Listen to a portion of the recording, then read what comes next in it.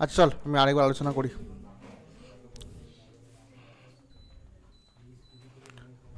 দেখ, তো বলছিলাম মোল সংখ্যায় এই ধরনের অঙ্ক না প্রায়ই পাবি, দেখবি ওটার মধ্যে কতগুলো অণু আছে, তার মধ্যে কতগুলো পরমাণু আছে, এরকম ভেবে বিভিন্ন রকমের অঙ্ক দেখবি, দেখতে পাবি কমন। এই অঙ্কগুলো প্রায় কমন। তো এর ক্ষেত্রে যখনই দেখবি কতগুলো পরমাণু, কতগুলো অণু, কতগুলো ইলেকট্রন, মানে ধর নির্দিষ্ট ভলিউম জলের ড্রপস বলে দিল, এর মধ্যে কতগুলো জলের অণু আছে, এই যে ধরনের অঙ্কগুলো সবসময় চেষ্টা করি কত মোলটা বার করি। বিকজ যদি মোলটা বার করে ফেলতে পারিস তাহলে 1 মোল মানে অ্যাভোগাড্রো সংখ্যা।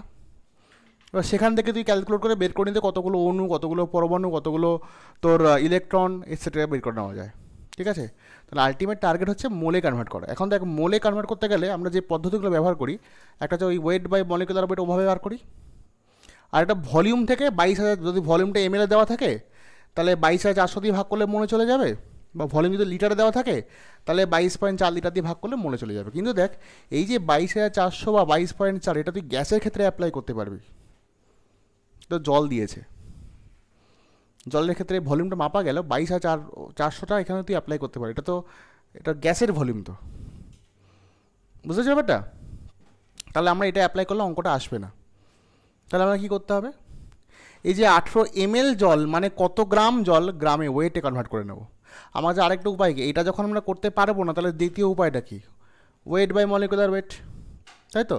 তাহলে ওয়েট বাই মলিকুলার ওয়েট আমি কীভাবে করবো, ওয়েটটা বার করি। দেখ, ঘনত্ব বলেছে 1 গ্রাম পার এমএল বলেছে না, 1 গ্রাম পার এমএল, মানে এক এমএল এর ভর হচ্ছে 1 গ্রাম। তাহলে 18 ml এর ভর কত, 18 গ্রাম। তাহলে জলের মাস পাওয়া গেল। তো তাহলে ওয়েট বাই মলিকুলার ওয়েট কত, 18/18, 1 মোল। জলের মোল কত হলো, তাহলে 1 মোল হলো। তো ওয়েট কত, 18 গ্রাম, আর জলের আণবিক ভর কত, 18। তাহলে ওয়েট বাই মলিকুলার ওয়েট করলে মোল চলে এলো।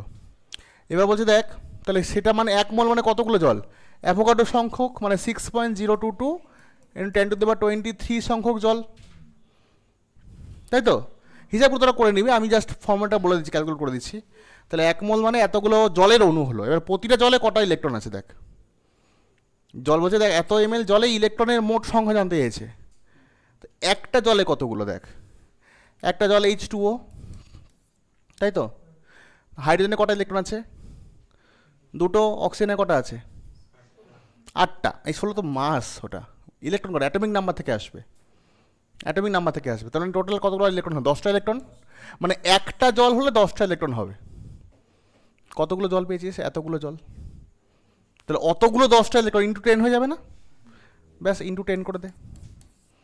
ঠিক আছে, এবার এটা হিসাব করে দেখ কী উত্তর আসছে। এইটা আসছে, এইটা। বুঝতে পারলি ব্যাপারটা, মাথায় গেছে, পরিষ্কার। চেপে না, দেখতে পাবি, এদিকে চেপে, ওই বেঞ্চটা ফাঁকা তো, দেখতে পাবি তো বেটার ওখান থেকে। সুপার কোয়ালিটি চোখ ভাই তোদের।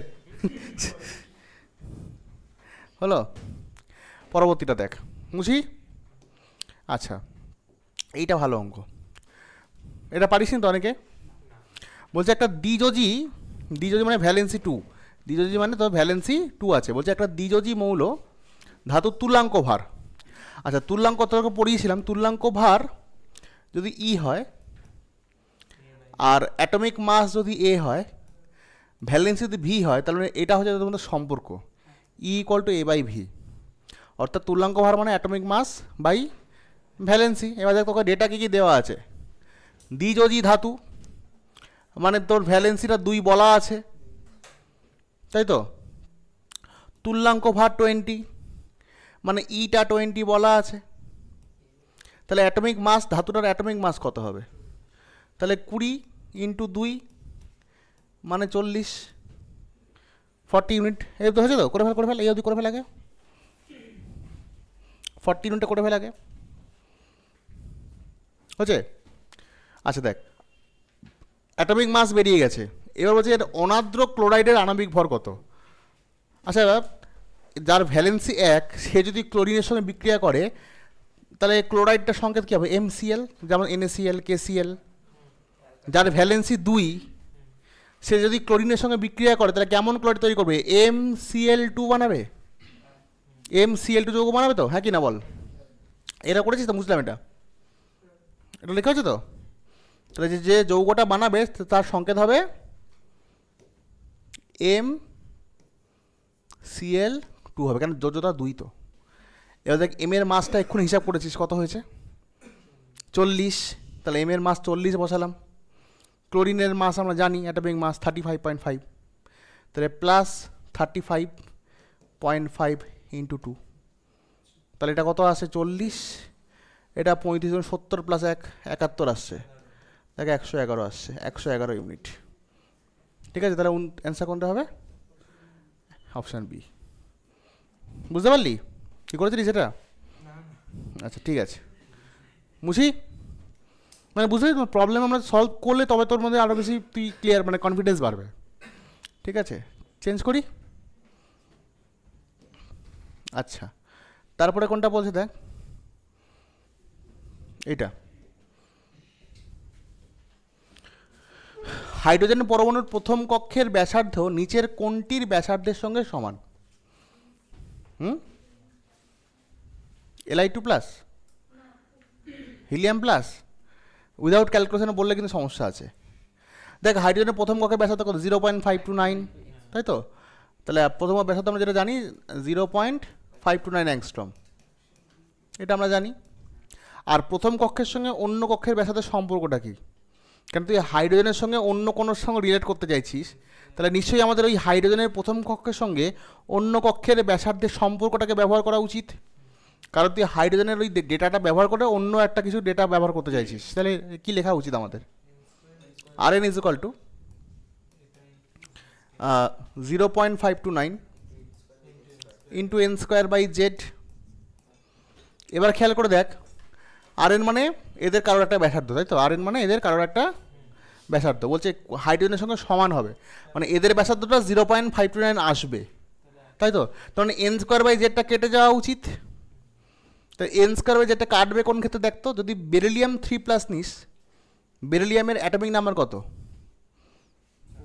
4, তাহলে জেডের জায়গায় কত আসবে আমার? 4। আর কত নম্বর কক্ষপথ বলেছে? দ্বিতীয় কক্ষ, মানে এনের জায়গায় কত আসবে? 2 স্কোয়ার। তাহলে n স্কোয়ার বাই জেড টার্মটা কেটে গেল, তাহলে এরও Rnটা 0.529ই বেরোচ্ছে। বুঝতে পারলি ব্যাপারটা? তাহলে এইটা হবে উত্তর, অপশানটি। মানে এটা হিসাবটা করবি এইভাবে করে বসিয়ে দেখতে হবে, বুঝতে পেরেছিস?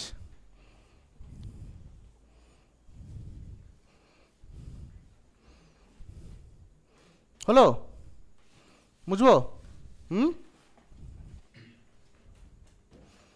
মানে দেখ তুই ব্যাপারগুলো জানিস, কিন্তু কোথাও যেন একটা আটকাচ্ছে, যেন না মানে এরকম প্রশ্ন হট করে পড়ে একটা ভয় ভ্যাবচে কি ভ্যাবা জায়গা খেয়ে যাচ্ছিস, তাই তো? তো ফ্ললেস 10টা পেপার করে যা, আমি বলছি প্রচণ্ডভাবে কনফিডেন্স পাবি যে 10টা পেপার দিয়েছি, ভালো করে যাবি সবাই, দেখবি 35টা তোর বলে যে আরও 4টে দিলে ভালো হতো, এরকম মনে হবে। ঠিক আছে, পরেরটা দেখ, এই দেখ n = 3, l = 0, m = 0 হলে মৌলের পরমাণু ক্রমাঙ্ক কত হতে পারে? তাহলে আমি একটা বিন্যাস লিখতেও আমাকে ইলেকট্রন বিন্যাস, দেখ মৌলের পরমাণু ক্রমাঙ্ক জানতে চেয়েছে। পরমাণু ক্রমাঙ্ক নাম্বার অফ প্রোটনকে বোঝায়, এখানে নাম্বার অফ প্রোটনটা আমরা কোথা থেকে পাবো? নাম্বার অফ ইলেকট্রন থেকে পেয়ে যাবো। মানে কারো যদি ইলেকট্রন বিন্যাস জেনে যাই, কোনো একটা নিউট্রাল অ্যাটম নিস্তরিত একটা পরমাণু যে ইলেকট্রন বিন্যাস, তার যা মোট ইলেকট্রন সেটাই তার কেন্দ্রকে প্রোটনের সংখ্যা, তাই তো? আর কেন্দ্রে যতগুলো প্রোটন হবে সেটাই তার অ্যাটমিক নাম্বার হবে। তাহলে আমাদের এরকম কন্ডিশন স্যাটিসফাই করছে এরকম একটা বিন্যাস আগে লিখতে হবে। n = 3 মানে তুই 1:2 করে ম্যাক্সিমাম 3:2 3p6 3d মানে এই অবধি আসতে পারিস, মানে 3 নম্বর কক্ষপথ তুই আসতে পারি। n = 3 মানে বলে দিয়েছে 3 নম্বর কক্ষপথে আসা যাবে। এবার দেখ 3 নম্বরে তুই 3টে হয়, 3 নম্বর কক্ষপথে কি হয়? 3s হয়, 3p হয়, 3d হয়। কিন্তু দেখ l = 0 নিতে বলেছে, মানে তুই 3p আর 3d নিতে পারবি না, মানে তোকে কত অবধি নিতে হবে?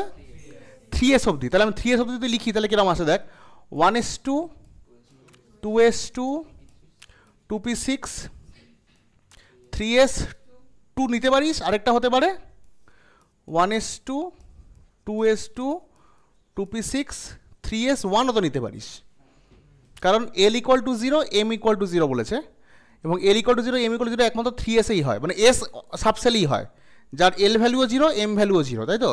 তখন দুটো বিন্যাস হতে পারে, এটাও হতে পারে, এটাও হতে পারে।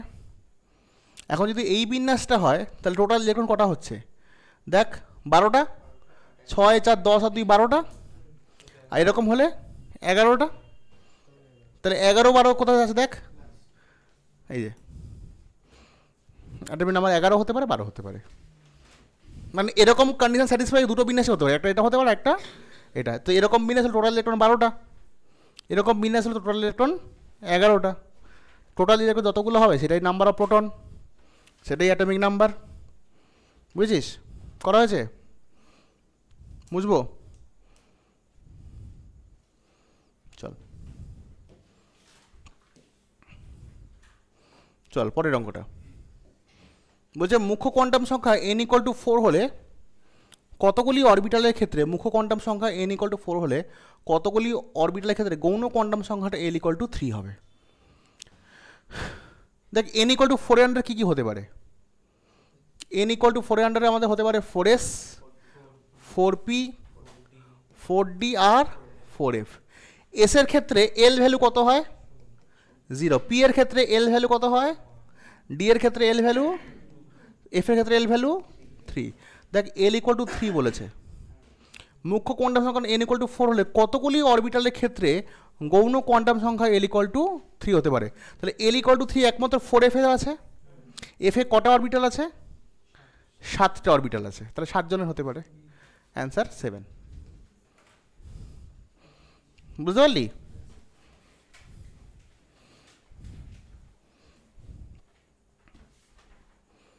মাথায় আছে? মঙ্গলবার পারলে অনলাইন ক্লাসে জয়েন করিস। দেখ পরে রেকর্ডিং দিলে তোর ঘুম লাগবে, পুরোটা দেখতে পারবি না। কিন্তু লাইভ ক্লাসটা করে নিস সঙ্গে সঙ্গে, তাহলে কি হবে, ডিসকাশনটা হয়ে যাবে। মানে যতগুলো পেপার তুই পারলি অন্তত তোর লাইভ শুনে শুনে হয়ে গেল ব্যাপারটা। ঠিক আছে, চেঞ্জ করি। আচ্ছা,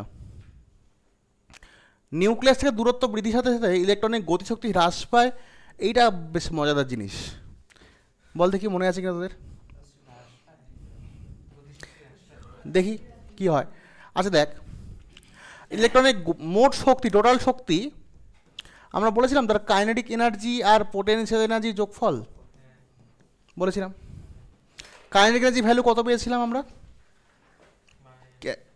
কে Z e square by R square, না তো 2r পেয়েছিলাম, তাই তো? হাফ এমবি স্কোয়ার থেকে ক্যালকুলেট পেয়েছিলাম না এটা, K Z e square by 2r। আর পোটেনশিয়াল এনার্জি সেই ইন্টিগ্রেশন করে হিসাব করেছিলাম, এটা পেয়েছিলাম কত? Minus K Z e square by R. এটা পেয়েছিলাম, এখান থেকে কমন নিয়ে আমরা একটা এনার্জি ফরম্যাট পেয়েছিলাম। তারপর সেখানে আর এর মান বসিয়ে মেন ভ্যালুটা ক্যালকুলেট করেছিলাম। এটা আমরা করেছিলাম ক্লাসে। তো আমি শুধু একটাকে ফোকাস করলে অ্যান্সার চলে আসবে। তুই একটাকে ফোকাস কর, একটা হচ্ছে আমি এটাকে মনে কর, এটাকে ফোকাস করছি। দেখ তো রেডিয়াসের সঙ্গে কাইনেটিক এনার্জি রেডিয়েশন কেমন সম্পর্ক? দেখ ব্যস্তানুপাতিক না, আটটা নিচে, মানে কে ইর ভ্যালু এলো তোর এখানে কে জেডি স্কোয়ার বাই 2r। তাহলে কাইনেটিক এনার্জি রেডিয়াসের সঙ্গে ব্যস্তানুপাতিক। তাহলে দূরত্ব যদি বাড়ে নিউক্লিয়াস থেকে, আর বাড়বে, আর বাড়লে তাহলে কাইনেটিক এনার্জি কী হবে? কমবে। তাহলে কাইনেটিক এনার্জি কমবে কোথায় আছে? এখানে আছে, এটাতেও আছে, গতিশক্তি দ্রুত হ্রাস পায়, এটা হচ্ছে। আর এইগুলোতে বলেছে বৃদ্ধি আছে। তাহলে সি আর ডি কেটে দিলাম, এগুলো হবে না, তাই তো? এবার দেখ কাইনেটিক এনার্জি, টোটাল এনার্জি, দুটো শক্তির তো যোগফল, তাই তো? তুই খেয়াল করে দেখ, এটা যদি তোর কমে তাহলে এটা বাড়তে হবে, পরিষ্কার? দুটো তো কনস্ট্যান্ট, টোটাল এনার্জি তো কনস্ট্যান্ট, কেই প্লাস পোটেনশিয়াল এনার্জি মিলে তো টোটাল এনার্জিটা কনস্ট্যান্ট। তো তাহলে কাইনেটিক যদি কমে তাহলে পোটেনশিয়াল বাড়বে। বা এখানে দেখ মাইনাস সাইনও দেওয়া আছে, মাইনাস সাইন মানে কিন্তু বাড়বে। ঠিক আছে, তাহলে কোনটা হবে উচিত? গতিশক্তি হ্রাস পায় কিন্তু স্থিতিশক্তি বৃদ্ধি পায়, একের এই অপশানটা হবে, এইটা, এটা হবে না। বুঝতে পেরেছিস ব্যাপারটা? মাথায় গেছে?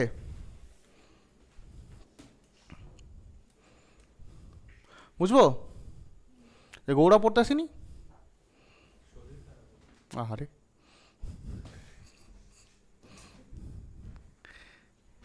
শুনলে বুকের ভেতরে কেমন ছ্যাত করে ওঠে। পরীক্ষার সময় শরীর খারাপ হয়েছে। আচ্ছা দেখ প্রথমটা আবার কোশ্চেনটা দেখ কি বলছে। ড্যাশের ইলেকট্রন গ্রহণ এনথালপির ধনাত্মক মান বিশিষ্ট। ইলেকট্রন গ্রহণ ধনাত্মক আর নেগেটিভ কথাটা মানে কি বলেছিলাম? ধনাত্মক মানে ইলেকট্রন নিতে চাইছে না, আর নেগেটিভ মানে ইলেকট্রন নিতে চাইছে। আমি এটা লিখে দিয়েছিলাম, বলেও দিয়েছিলাম। পজিটিভ সাইন নেগেটিভ সাইন মানে কি বোঝায়? ইলেকট্রন গেইন এনথালপি পজিটিভ মানে এনার্জি টার্মে, পজিটিভ মানেও নিতে চাইছে না, আর নেগেটিভ মানে নিতে চাইছে ইলেকট্রনটা। তার মানে বলছে দেখ এদের মধ্যে কে নিতে চাইবে না? নিয়ন। ইনার্ট গ্যাসগুলো ইলেকট্রন নিতে চায় না, they have the most stable electronic configuration. ওরা ইলেকট্রন কোনোভাবেই নিতে চায় না। বুঝতে পেরেছিস? তাহলে এখানে কোনটা হবে অ্যান্সার? নিয়ন। টুকুস করে বসিয়ে দে এখানে নিয়ন। হয়েছে? বুঝতে পেরেছিস? বুঝবো?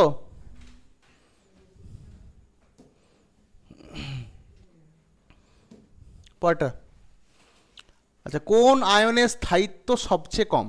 সবার ঘরে একটা করে ইলেকট্রন চাপিয়ে দিয়েছিস, সব ক্ষেত্রে চাপিয়ে দিই, তাহলে যেমন দেখতে হবে কে আগে থেকে স্থায়ী ছিল।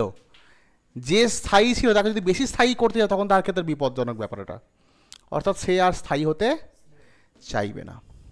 তাহলে খেয়াল করে দেখ, সবার ইলেকট্রন বিন্যাস যদি দেখিস, তোরা পড়েছিস। বোরনটাকে আমি স্পেসিফিক্যালি দেখাচ্ছি। বোরনের বিন্যাস কী ছিল? বোরন বলছি, সরি, বেরিলিয়ামটা দেখাচ্ছি, ভুল বললাম। বেরিলিয়ামটা দেখ, বেরিলিয়াম বিন্যাস কী ছিল রে? 1s2 2s2 ছিল না stable configuration, fulfilled. Extra electron চাপিয়েছিস, নেবে? তাই এটা অস্থায়ী। বুঝতে পেরেছিস? মাথা গেছে? চেঞ্জ করবো? ডান। এই খুকি, বুঝতে পেরেছিস? হ্যাঁ,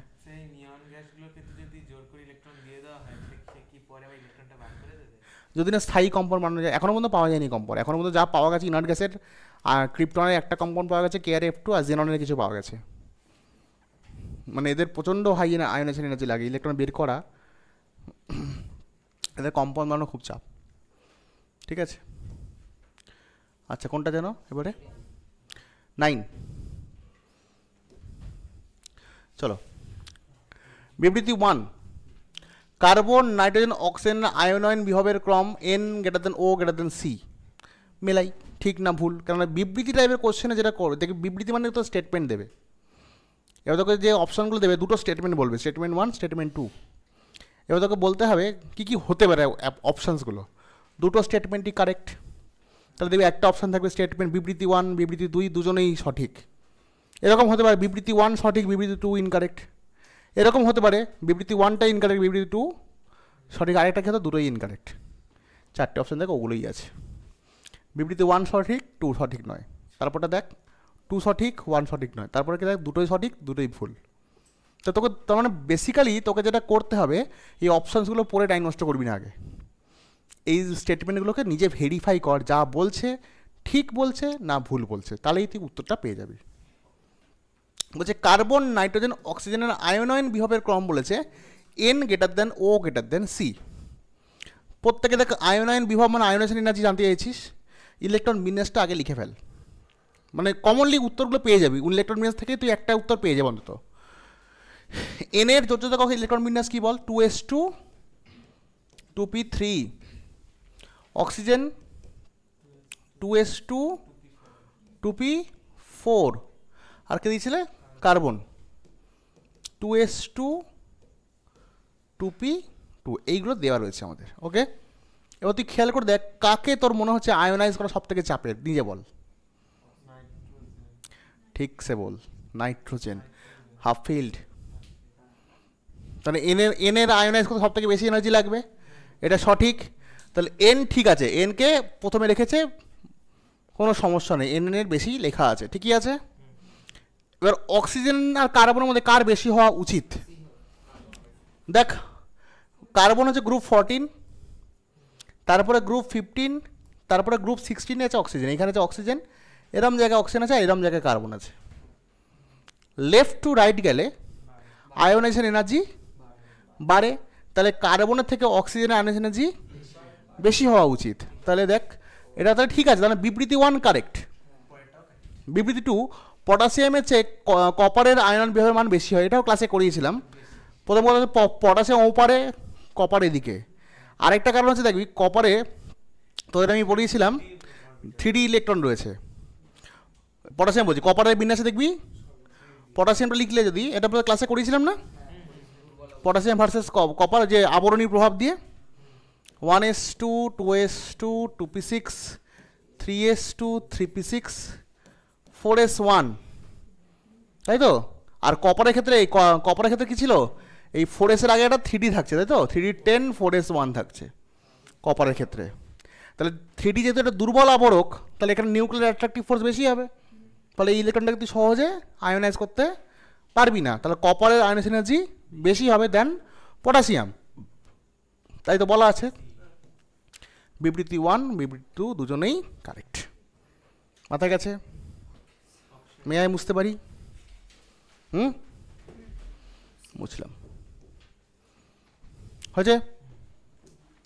তারপর কোনটা বললাম? 10এরটা দেখ।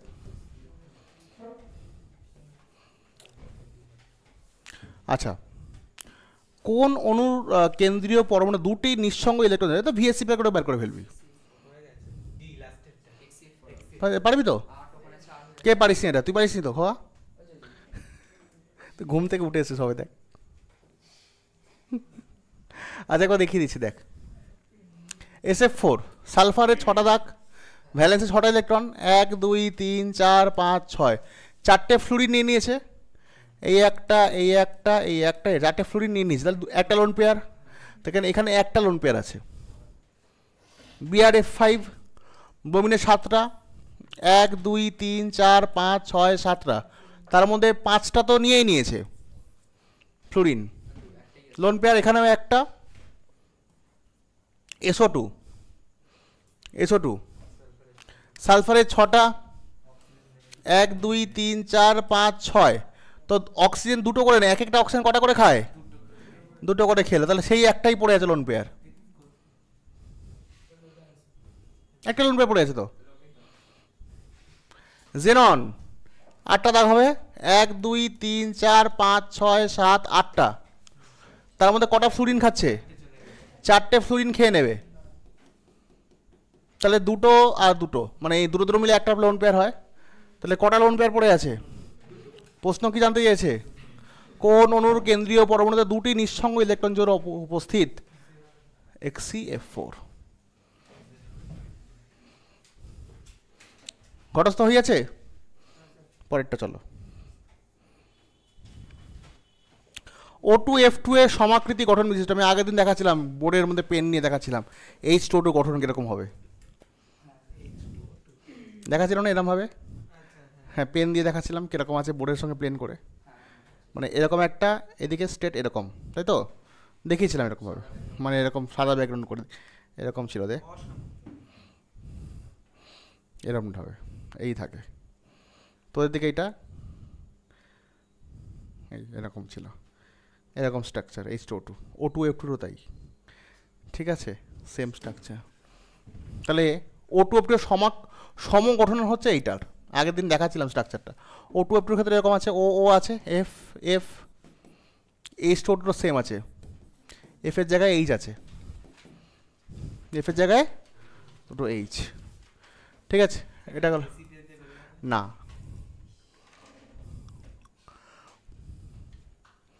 হয়েছে? করেছিস? নেক্সট মুছি, বাহ, চলো পরেরটা। এটাও পারিস নি আশা করি। 8RT/3RT না 8RT? 8RT/πm গড় বেগ দেখ, C average, C most probable, এগুলো ভেলোসিটির ভ্যালু বলা ছিল, দেখ CRMS বলা ছিল, খাতায় করিয়ে দিয়েছিলাম, দেখ CRMS কত ছিল?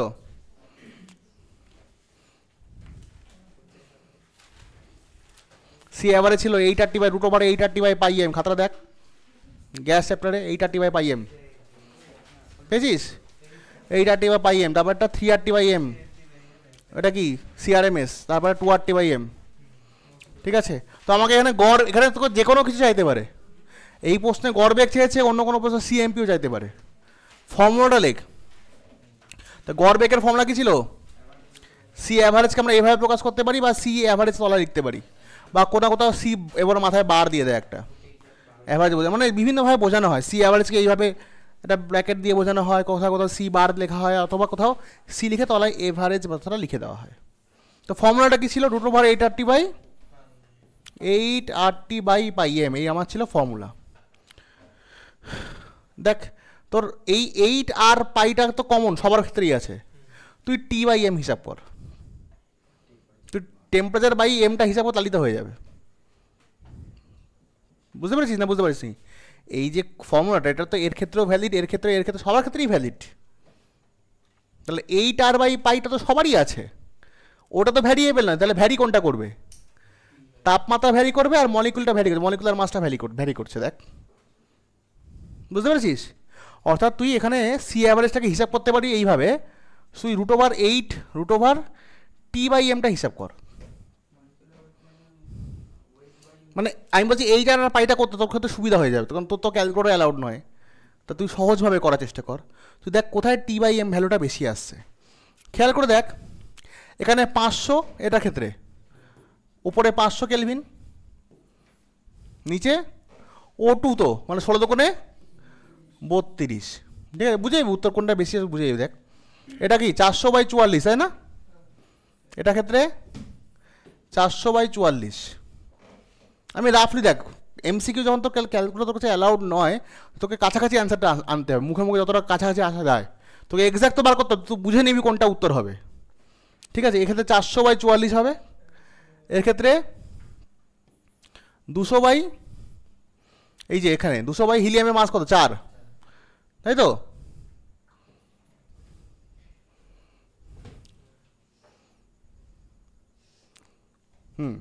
আর এটাতে 300/17, তাই তো?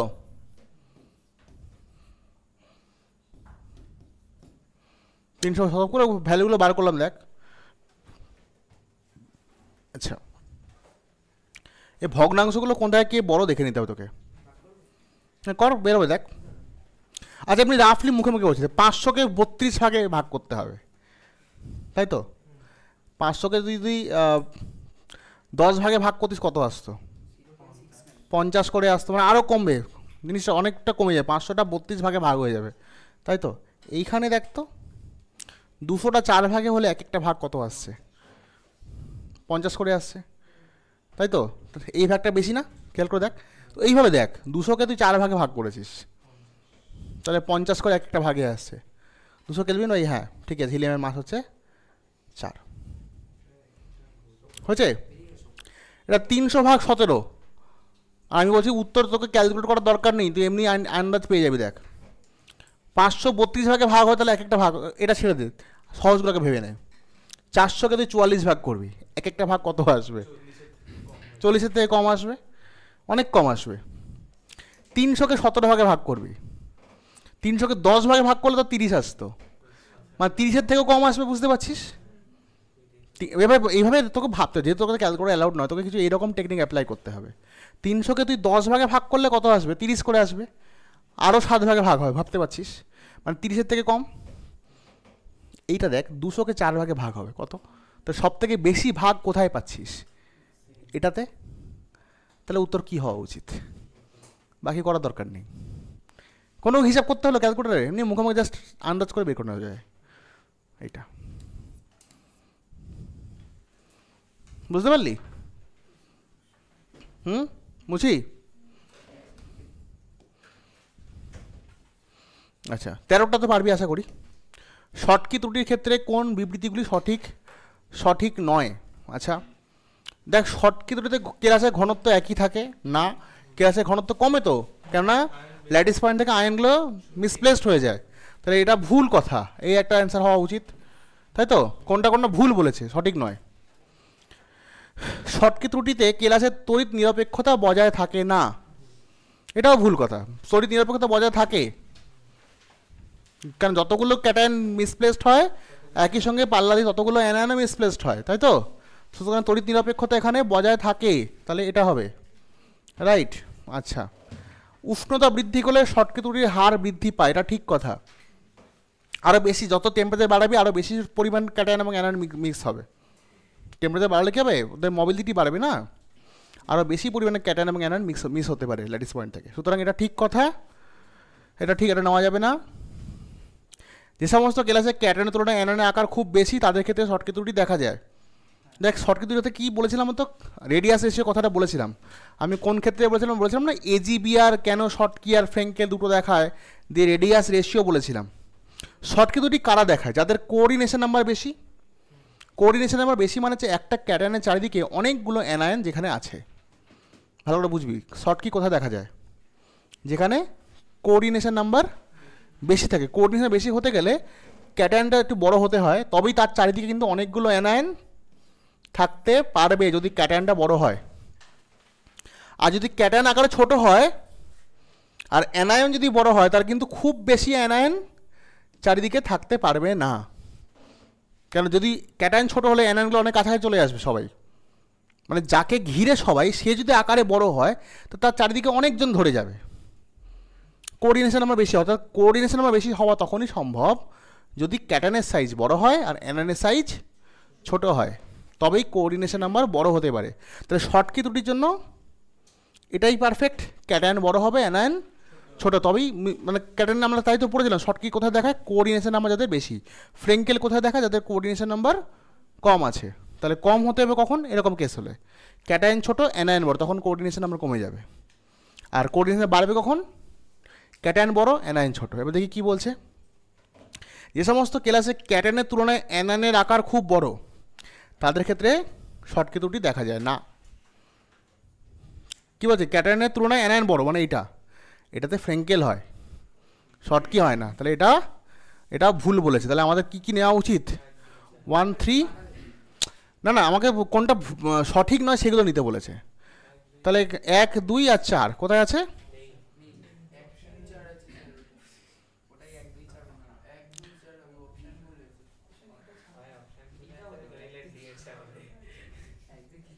হাই, ওরকম হয় না। কোন বিবৃতিগুলি সঠিক নয়? শর্টকি ত্রুটিতে ঘনত্ব একই থাকে না, এটা ভুল, এটা এক তো হবে। শর্টকি ত্রুটিতে কেলাসের তড়িৎদ্বন্দ্ব বজায় থাকে না,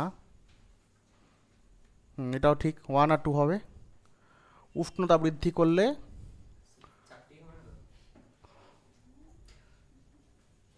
শর্টকি না, এটা ঠিক আছে, এটা কারেক্ট, এইটা হবে 1, 3, 4, 1, 2, 4, 1, 2, 4 করে নে এখানে, এইটা করে নে, এটা নিজের মতো করে নে তো। 1, 2, 4 দিয়ে দাগ দিতে ধোস, দেখেই দেবে, যে দেবে সে দেখে দেবে না।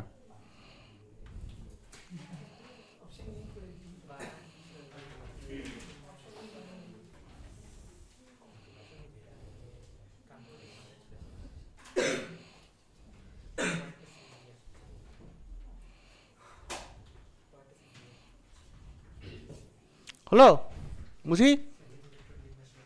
আচ্ছা,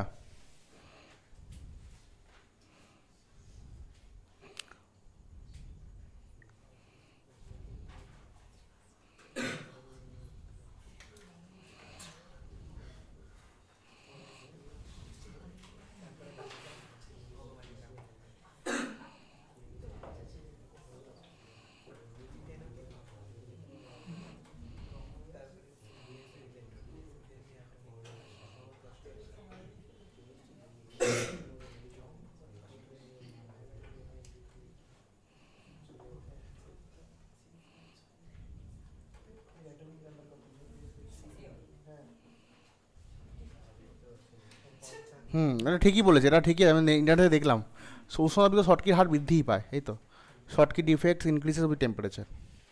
ওটা দেখে নিলাম ব্যাপারটা, জন্য ঠিকই, তাহলে অপশন ভুল আছে, ওটা ভেরিফাই করে দেখলাম, ঠিক আছে।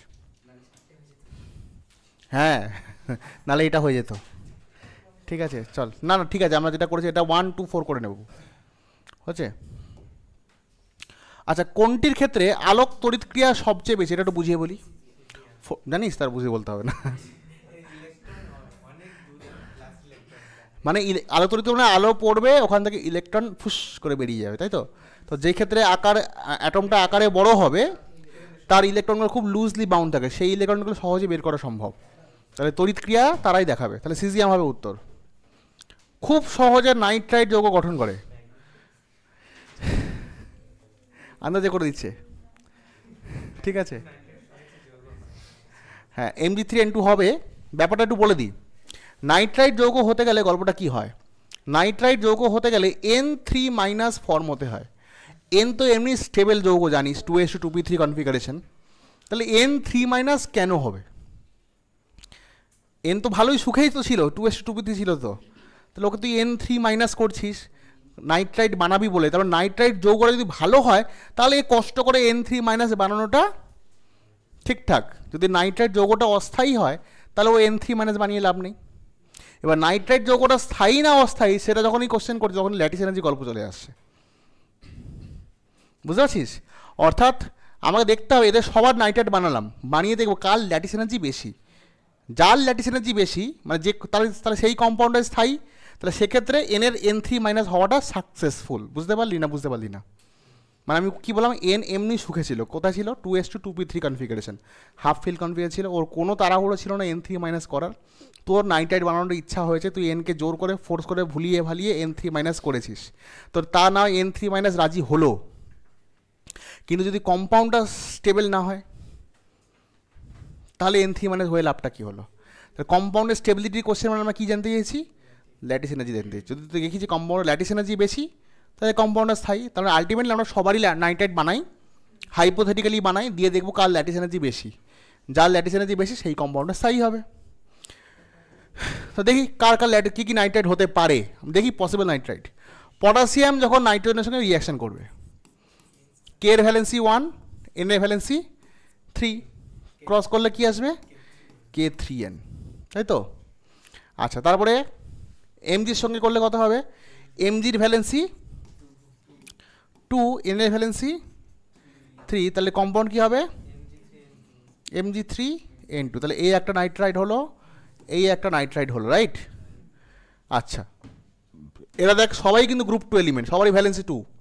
তাহলে এখানে কী হবে? এই যৌগটা কী হবে? এটা বেরিয়াম Ba3N2 আর এটা Ca3N2। এবার আমাকে দেখতে হবে কার ল্যাটিস এনার্জি বেশি। ল্যাটিস এনার্জি দেখতাম কি দিয়ে? Z+Z- এর গুণফল দিয়ে, ক্যাটায়ন এবং অ্যানায়নের চার্জের গুণফল দিয়ে দেখতাম। তো সেই দিকে যদি দেখিস পটাশিয়ামের চার্জ কত? 1, সোডিয়ামের চার্জ না, সোডিয়াম বলছি, পটাশিয়াম নাইট্রোজেনের চার্জ কত? 3, তাহলে গুণ করলে 1 × 3। আচ্ছা, এদের ক্ষেত্রে দেখ এটা সব 2 × 3, দেখ 6, এরও 6, এরও 6, মানে Z+ এবং Z- গুণফল কত? 6। তাহলে এটা তো হবে না ফর শিওর, এদের তিনজনের ল্যাটিস এনার্জি বেশি আছে, তাই তো? তাহলে একে আগে সরাই, একে আগে হাঁটাই, যে তোমার কোনো চান্স নাই, এটা হবে না। এবার এদের মধ্যে দেখ তো, যখন চার্জ সমান হয় তখন রেডিয়াস দেখা হয়, রেডিয়াস দেখা হয় তো। দেখ Mg3N2 এখানে চার্জ কত? ম্যাগনেসিয়ামের 2, নাইট্রোজেনের কত? 3, তা 3 × 6, এখানেও 3 × 6, এখানেও 3 × 6। চার্জ যখন সমান হয় তখন রেডিয়াস দেখতে হয়। রেডিয়াসের সঙ্গে কী ছিল? ল্যাটিস এনার্জি U = 1/r ছিল, ব্যস্তানুপাতিক। তাহলে আকারে বড় হলে ল্যাটিস এনার্জি কমে যাবে। তা দেখ তো, ওপরে Mg, তারপরে এটা, তারপরে এটা, তো রেডিয়াস তো এখানে বড়, তাহলে এটা ল্যাটিস এনার্জি কম, এটারও কম, তাহলে সবচেয়ে ল্যাটিস এনার্জি বেশি কোথায় হবে? তাহলে কে একমাত্র নাইট্রাইট বানাবে। অর্থাৎ এক্ষেত্রে খরচা করে লাভ আছে, বাকি ক্ষেত্রে খরচ করে লাভ নেই, লস, টোটাল লস। Mg3N2 বুঝতে পেরেছিস? আমি বুঝতে পারি?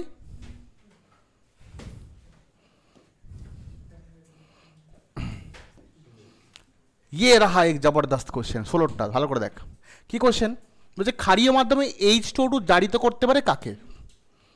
দেখ, জারিত করবে মানে কি? যাকে জারণ করার স্কোপ আছে, জারিত করবে মানে কি? তার ইলেকট্রনটাকে বের করে তাকে উচ্চতর পর্যায়ে নিয়ে যাবে। জারিত করা মানে কি? নিজে বিজারিত হবে। ধর কে ছিল, K+ হলো, জারিত হলো। কেউ একজন Fe-কে Fe2+ নিয়ে গেল, জারণ হলো। 2+কে Fe3+ নিয়ে গেল, আরও জারণ হলো। অর্থাৎ জারণ তাকেই করা যাবে যার থেকে ইলেকট্রন তুই টেনে বার করতে পারবি, মানে যে তোকে এখনও ইলেকট্রন ছাড়ার মতো অবস্থায় আছে। কিন্তু এমন যদি কেউ হয়, মনে কর Fe-টা Fe3+ অবস্থাতে আছে, তুই কি ওর থেকে আর ইলেকট্রন বার করতে পারবি? পারবি না। অর্থাৎ আমাকে দেখতে হবে, বলছি H2O কাকে জারিত করতে পারে। তাহলে এদের যে প্রত্যেকটা মেটাল আছে না, এদের চার্জগুলো বের করে দেখে নেব, দেখব যে কে লোয়ার জারণ অবস্থায় আছে। একমাত্র যে, যদি মনে কর কথার কথা বলছি, আমি তোকে এই এক্সাম্পলে যাওয়ার আগে ব্যাপারটা বোঝাই। মনে কর ধর দুটো আয়রন কম্পাউন্ড আছে, ঠিক আছে? আমি বললাম কোনটাকে, একটা FeCl2 একটা FeCl3, আমি বললাম কোনটাকে জারণ করা সম্ভব। FeCl2 যৌগে Fe জারণ অবস্থা কত? +2। FeCl3 যৌগে Fe জারণ অবস্থা কত? +3। তো আয়রন তো FeCl3 তো অলরেডি +3-তে আছে, মানে 3টে ইলেকট্রন অলরেডিও ছেড়ে বসে আছে, আর ইলেকট্রন ওর থেকে ছাড়ানো যাবে না, কেন ও স্টেবল D5 কনফিগারেশন আছে, হাফ ফিল্ড। কিন্তু Fe2 এর এখনও আরেকটা ইলেকট্রন ছাড়ার সম্ভাবনা আছে। সুতরাং আমাকে দেখতে হবে প্রত্যেকটা মেটাল কি অবস্থায় আছে, তার থেকে আরও ইলেকট্রন নেওয়া যাবে কি যাবে না। যার থেকে ইলেকট্রন আরও নেওয়া যাবে তাকেই জারণ করা সম্ভব হবে। তাহলে আমাকে প্রত্যেকটা মেটালের চার্জ একবার হিসেব করে নিতে হবে। ব্যাপারটা বুঝতে পেরেছিস? চার্জ হিসাবটা একবার দেখে নে কীভাবে করতে হয়। এটা দেখ কীভাবে করছি, দেখ ভালো করে দেখ। CN এর চার্জ কত হয়? সায়ানাইডের চার্জ কত হয়?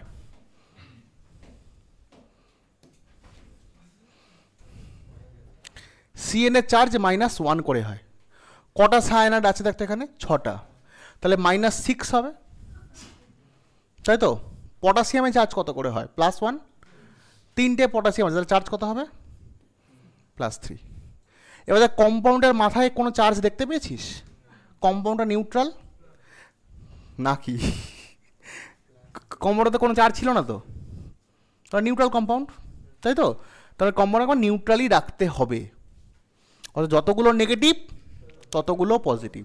তুই এবার বল আয়রনের চার্জ তাহলে কত দিতে হবে? কত দিলে পরে নিউট্রাল হবে? +3।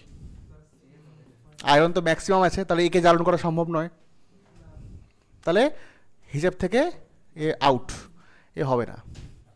আচ্ছা Ag2O দেখি। অক্সিজেন চার্জ হয় -2, অক্সাইডের চার্জ কত? -2। তাহলে এটা যদি -2 হয় তো দুটো সিলভার মিলিয়ে কত হবে? এটা +2। তাহলে দুটো সিলভার মিলিয়ে +2 যদি হয় তাহলে এক একটা সিলভারের চার্জ কত? +1। এবার দেখ কপারের ঘরে হচ্ছে Ag পড়ে, দেখ কপার তার তলায় Ag তার তলায় Au, পিরিয়ডিক টেবিলটা খেয়াল করে দেখ, তাই তো? কপার হচ্ছে, দেখ কপারকে তুই একটা ইলেকট্রন বার করতে পারিস।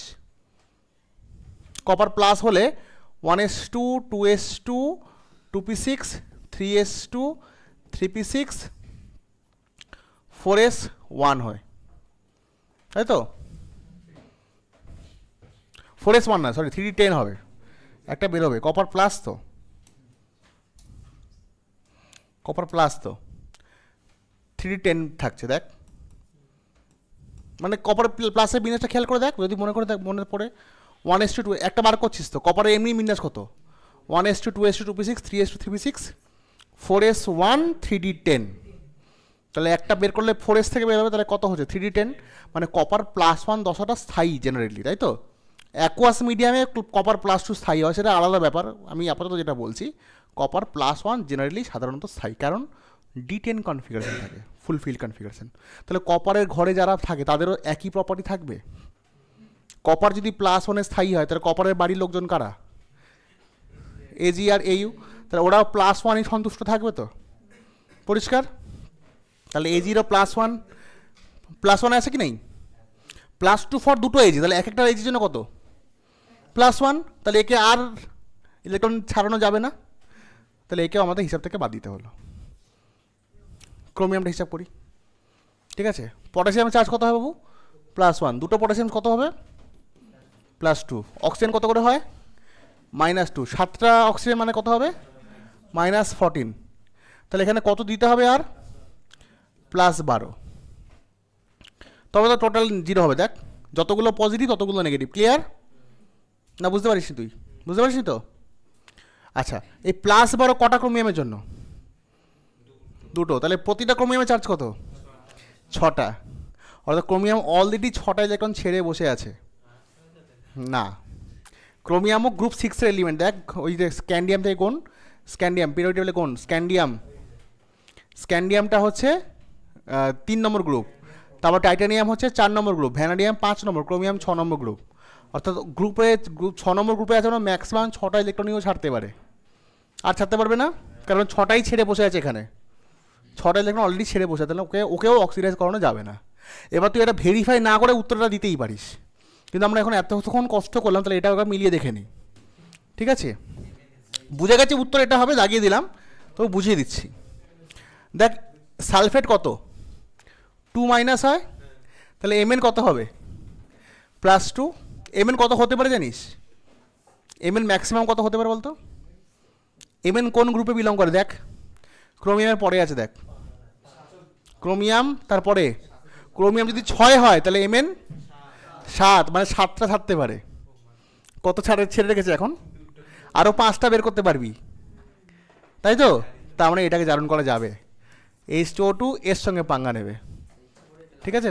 বুঝতে পেরেছিস? মাথায় গেছে? Very good. লাস্টে বললাম এই কারণে, বিকজ আমার উদ্দেশ্য তোকে উত্তরটা বলা নয়, বাকিটা শেখানো কী করে করতে হয়।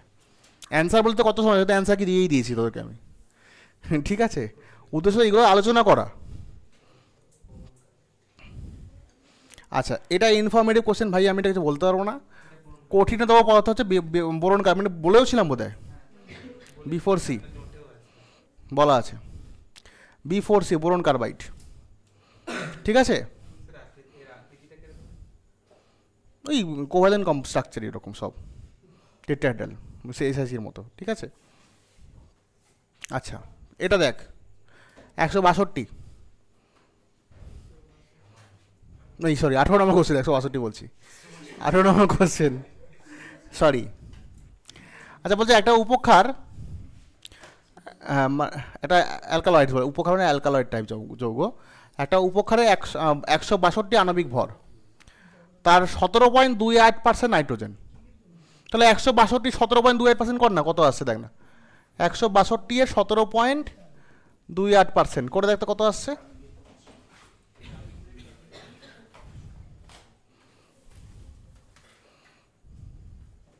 সতেরো পয়েন্ট 100% তো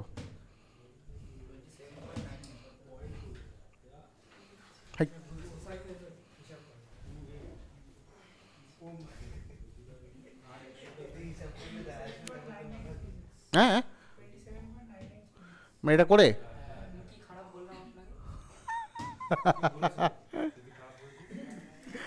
না, ওকে আমি ইগনোর করে দিয়েছি, বেচারা দুঃখ পেয়েছে, সরি সরি সরি।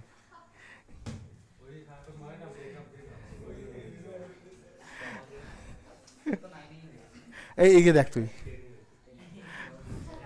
আরে এদিকে দেখ, আচ্ছা দেখ দেখ, ছেড়ে দে। 162 আণবিক ভর সম্পন্নের উপক্ষারে 17.28% নাইট্রোজেন উপস্থিত আছে। তাহলে মানে কত পার্সেন্ট নাইট্রোজেন দেখতে হবে, কতগুলো অণু দেখ না, তাহলেই তো হয়ে যাবে। উপক্ষাটির প্রতিটি অণুতে নাইট্রোজেন পরমাণুর সংখ্যা, তাহলে মোট উপক্ষারে কটা অণু আছে সেটা দেখে নেন। 162তে উপক্ষাটা কতগুলো অণু আছে সেটা দেখতে হবে। আণবিক ভর তো দেওয়া আছে, মানে 1 মোল, 162 তার আণবিক ভর, মানে ওটা 1 মোল, মানে উপক্ষারটা কতগুলো আছে, উপক্ষারটায় আছে 6.022 × 10⁻23 সংখ্যক উপক্ষার আছে, হ্যাঁ? তার আণবিক ভর 162 বলেছে, মানে এতগুলো উপক্ষার, যেটা কারোর আণবিক ভর যত হয় সেটা মানে তো 1 মোল, তার মানে 1 মোল মানে উপক্ষারটার মোট সংখ্যা এত। এবার এটার 17.28% হচ্ছে নাইট্রোজেন আছে, এটার কর, এবার কোনটা কর, এটার কোনটা কর, 17.28/100, তো তারা হবে না, বাদ দে, তো সময় নেই অ্যাকচুয়ালি।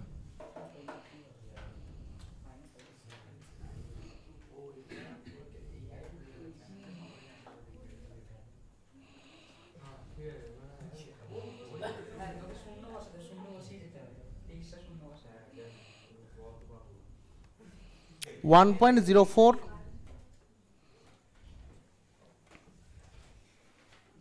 1.04 সামথিং আছে দেখ, ঠিক আছে? 1.04 আসছে,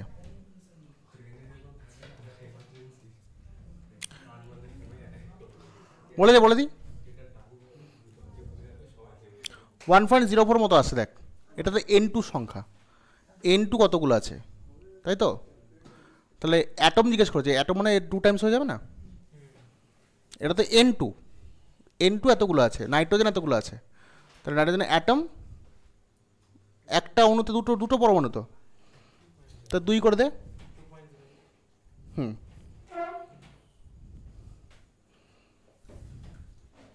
মানে একটা অণুতে দুটো, এক মোলে কত বলে দেখ, ইউনিট 10⁻23 সামথিং একটা আসছে।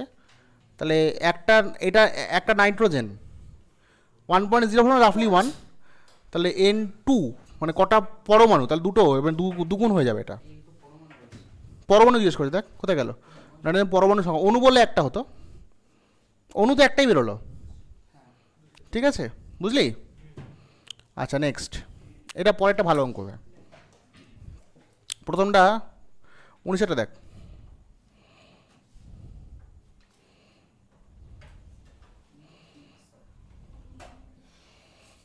19টা দেখ, বলছে প্রথম বোর কক্ষের ব্যাসার্ধ x হলে তৃতীয় বোর কক্ষে উপস্থিত ইলেকট্রনের ডি ব্রগলি তরঙ্গ দৈর্ঘ্য কত? আচ্ছা দেখ, ডি ব্রগলি তরঙ্গ দৈর্ঘ্যের সঙ্গে আমরা সম্পর্ক প্রকাশ করে দেন 2πr = n ল্যামডা, মনে করে দেখ কবে করেছিলাম। ডি ব্রগলির ইকুয়েশন থেকে আমরা যখন বোরের থিওরিটাকে ডিরাইভ করছিলাম, 2πr = n ল্যামডা লিখে ল্যামডা জায়গায় h/mv করে আমরা প্রুভ করেছিলাম mvr = nh/2π হয়।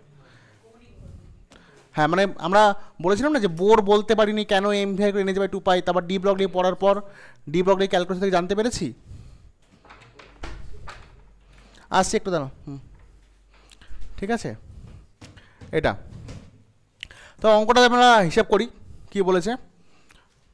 প্রথম বোর কক্ষের ব্যাসার্ধ এক্স, তাই তো? তাহলে তৃতীয় বোর কক্ষের ব্যাসার্ধটা কত হবে জিজ্ঞেস করি একবার। ফর্মুলা কি? r3 = r1 × n²/z, এটাই তো আমাদের ফর্মুলা। তৃতীয় বোর কক্ষের ব্যাসার্ধ জানবো কি করে? এটা r3 = r1 × n²/z। কিছু বলেনি এখানে, মানে জেডটা তোকে 1 ধরতে হবে, হাইড্রোজেন ধরতে হবে। কোনো অ্যাটমের কথা বলা নেই, দেখ কোনো অ্যাটমের কথা বলা আছে? বলা নেই, তাহলে z = 1 হাইড্রোজেন। আচ্ছা, তৃতীয় বোর কক্ষপথ বলেছে, তৃতীয় বোর কক্ষপথ তো, তাহলে এখানে আমরা কত বসাবো? আচ্ছা, প্রথম বোর কক্ষের ব্যাসার্ধ কত বলেছে? দেখ, প্রথম বোর কক্ষের ব্যাসার্ধ এক্স বলেছে, তাহলে আমি r1 এর জায়গায় এক্স বসালাম, আর n এর জায়গায় কত বসাবো? 3²। তাহলে তৃতীয় বোর কক্ষের ব্যাসার্ধ কত এলো? 9x হলো।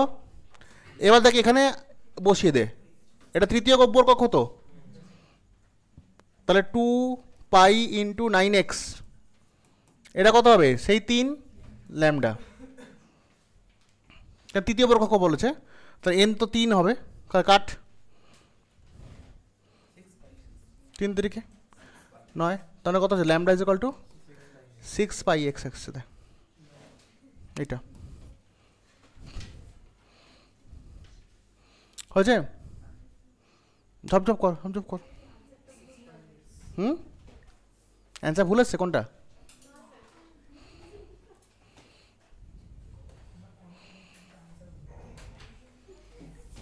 হয়েছে? 20টা দেখ, 20টা দেখ। বলছে SO3 এর কোনটা সবচেয়ে শক্তি কম গঠন? রেজোনেন্স দিয়ে পড়তে হয় যদিও, হ্যাঁ সেটা দিয়ে করতে হবে।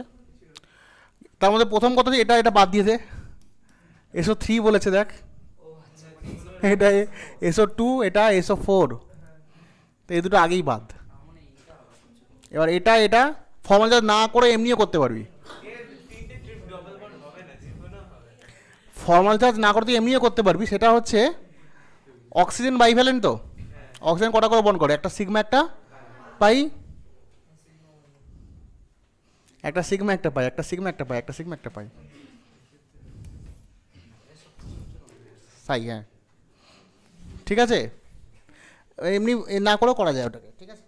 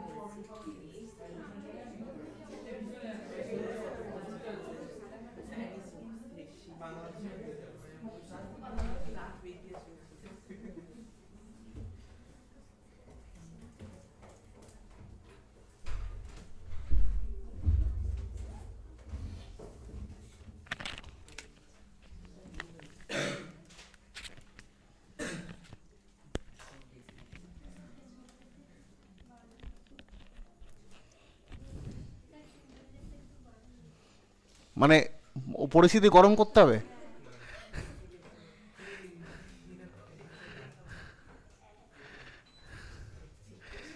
হয়েছে? কি করছে রে ভাই? ওকে দেখ, এটা দেখ, পরেরটা বেশ ভালো কোশ্চেন, 21-এরটা দেখ।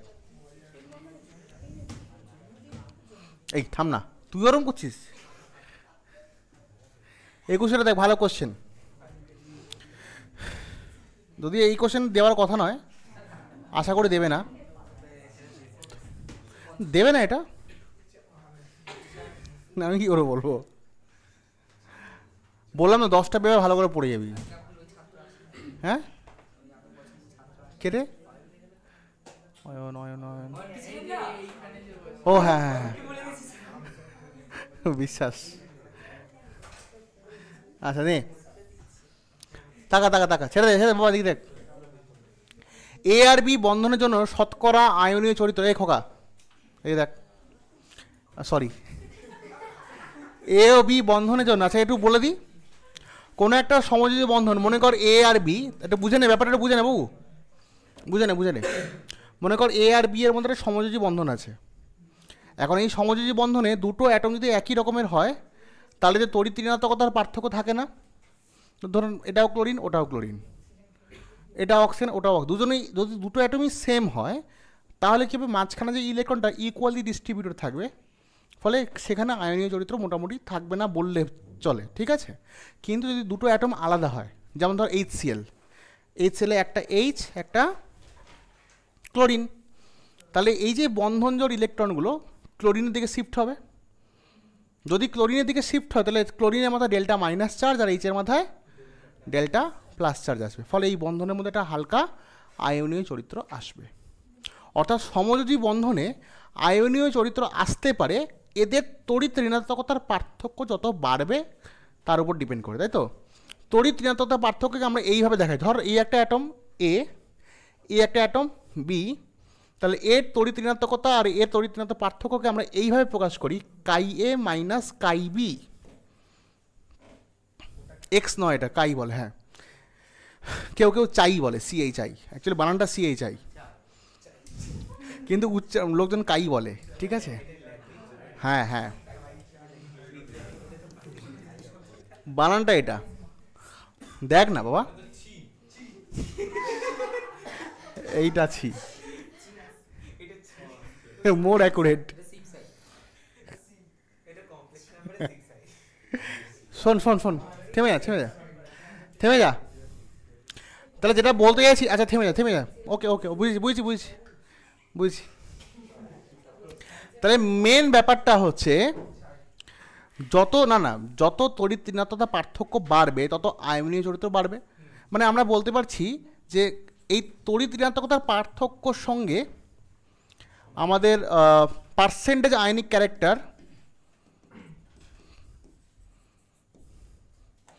পার্সেন্টেজ আয়নিক ক্যারেক্টার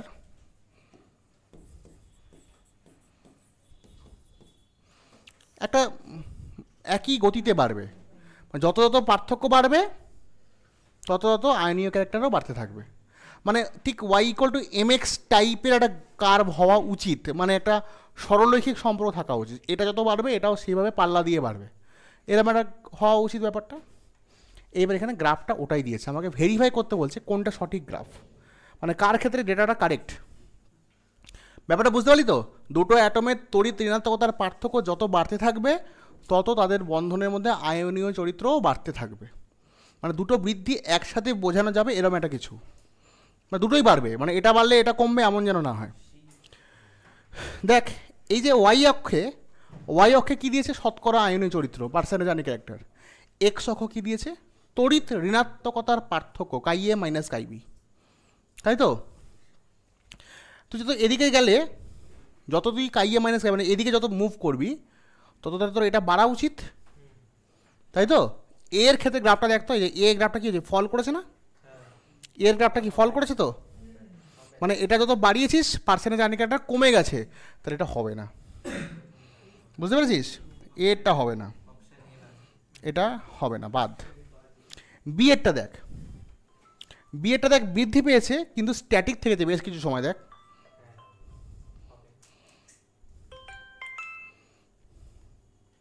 বি এরটা কী হবে দেখ, এখান থেকে বেড়েছে ভালো কথা, আবার দেখ এতটা সময় স্ট্যাটিক রয়ে গেছে, বাড়েও নি কমেও নি, তাই তো?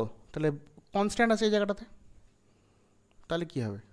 মিলল না, আমাদের ডেটা কি বলছে কি হওয়া উচিত, এটা বাড়লে এটাও বাড়ার কথা, এটা দেখ বেশ কিছু সময় কনস্ট্যান্ট রয়ে গেছে, মানে পার্সেন্টেজ আইনিকটা বেড়ে গেছে কিন্তু তড়িৎ ঋণাত্মকতা পার্থক্য এরকম হয় নাকি? তড়িৎ ঋণাত্মকতা এই পয়েন্টে ভাব না, এইটার প্রত্যেকটা পয়েন্টে, প্রতিটা পয়েন্টে কাই এ মাইনাস কাই বি একই আছে, কিন্তু আইনিক একটা ক্রমশ বেড়ে গেছে, সেটা তো সম্ভব নয়। যদি তড়িৎ ঋণাত্মকতা পার্থক্য বাড়ে তাহলে ওটা বাড়বে, তাহলে অপশান বিটাও বাদ। সিটা মোটামুটি একটা ঠিকঠাক জায়গায় গেছে, দেখ ক্রমাগত বৃদ্ধি হচ্ছে, তাই তো? এটা ডিটা আবার দেখ স্ট্যাটিক রয়ে গেছে, মানে শুধুমাত্র তড়িৎ ঋণাত্মকতা পার্থক্য বেড়েছে কিন্তু আয়নীয় ক্যারেক্টার বাড়েনি, সেটাও হবে না।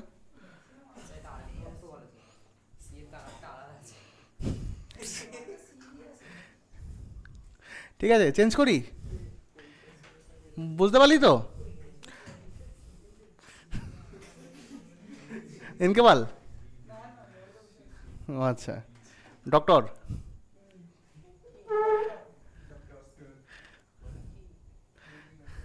এদিকে দেখ, ছেড়ে দে, মোটামুটি লোকজনকে চিনি, আমাকেও চেনে অনেকে, চিন্তা করিস।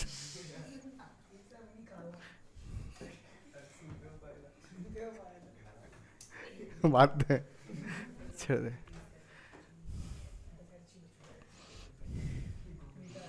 হচ্ছে, আচ্ছা দেখ, কোন যৌগ এবং আয়ন জোড়ের গঠন এক, কোন যৌগ আয়ন জোড়ের গঠন এক, নিজেরা করে করে দেখবি না আমি বলবো? দেখ CO2 লিনিয়ার, ভিএসসি পে করে দেখ, এসপি হাইব্রিডেশন আসবে, এসপি আসবে লিনিয়ার, এটা বেন্ট, এটা বাদ, ঠিক আছে? NH3 BH3, BH3 স্ট্রাকচার হচ্ছে দেখ ট্রাইগোনাল প্ল্যানার, আর NH হচ্ছে পিরামিডাল, তাই তো? হবে না, এটা বাদ। SO4 2 মাইনাস ClO4 মাইনাস, দেখ SO4 2 মাইনাস 1 2 3 4 5 6টা অক্সিজেন আছে, দেখ ভালো করে দেখ, বলেছিলাম অক্সিজেন থাকলে নেগেটিভ চার্জ থাকলে নেগেটিভ চার্জটা অক্সিজেনের মাথায় থাকবে, আর না হলে নেগেটিভ চার্জটা সালফারের সঙ্গে কাউন্ট হবে, ঠিক আছে? যেহেতু অক্সিজেন আছে নেগেটিভ চার্জ আছে, তাহলে নেগেটিভ চার্জটা অক্সিজেনের মাথায় থাকবে, এবং এরকম ক্ষেত্রে অক্সিজেন একটা বন্ড করে, কটা অক্সিজেন এরকম নেগেটিভ চার্জ ক্যারি করবে? দুটো, ও মাইনাস ও মাইনাস, তাহলে O2 মাইনাস হয়ে গেল, আর বাকি দুটো অক্সিজেন তাহলে দুটো সিগমা পাই করবে, তাই তো? সিগমা পাই করবে বাকি দুটো অক্সিজেন, রাইট? এদিকটা দেখ ClO4 মাইনাস 1 2 3 4 5 6 7টা অক্সিজেন, কটা রে? 4টে, একটা অক্সিজেন মাইনাস ক্যারি করে বাকি অক্সিজেনগুলো সিগমা পাই করবে, তাহলে মোট কটা বন্ড পেয়ার, কটা লোন পেয়ার? 1 2 3 4টে বন্ড পেয়ার, এখানে 1 2 3 4টে bond pair, bond pair same, structure same, এই দুটো সেম হবে, এটা দেখলাম না। এই তো ডিএডটা হলো, তুই শুধু টুকে নিচ্ছিস না করছিস কাজগুলো, করে করে দেখছিস, সঙ্গে সঙ্গে কর রে বাবু। ফার্স্ট সেম তাও তো এদিক ওদিক করে 2 আর 3 বার বাথরুমে যাবি, হয়ে যাবে, পাস করে যাবি, ঠিক আছে? যদি অ্যালাউ করে টিচার।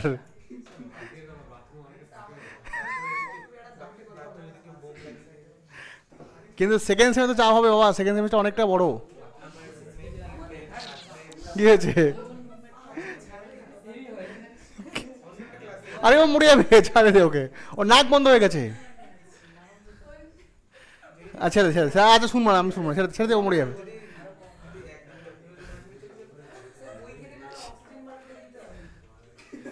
ছেড়ে দে ছেড়ে দে ছেড়ে দে ছেড়ে দে। তুই যাওয়ার সময় পরে বলে যাবি আমাকে, ঠিক আছে? ঠিক আছে, দেখ।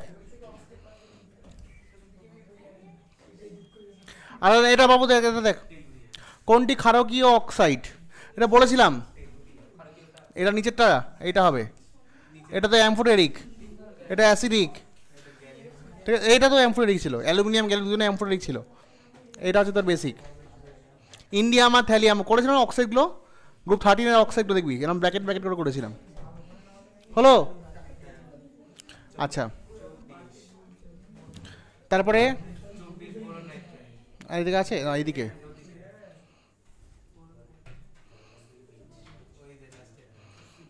এটা তো করা আছে।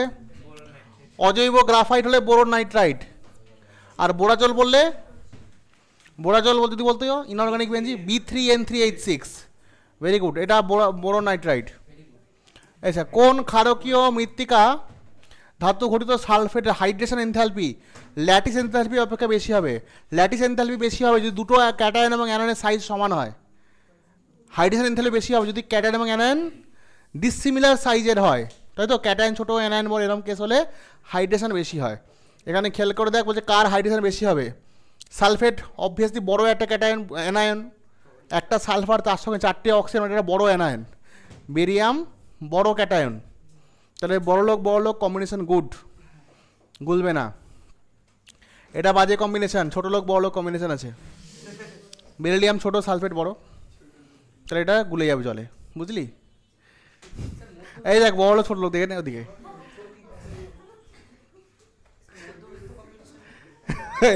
এইগুলোর মধ্যবিত্ত কম্বিনেশন।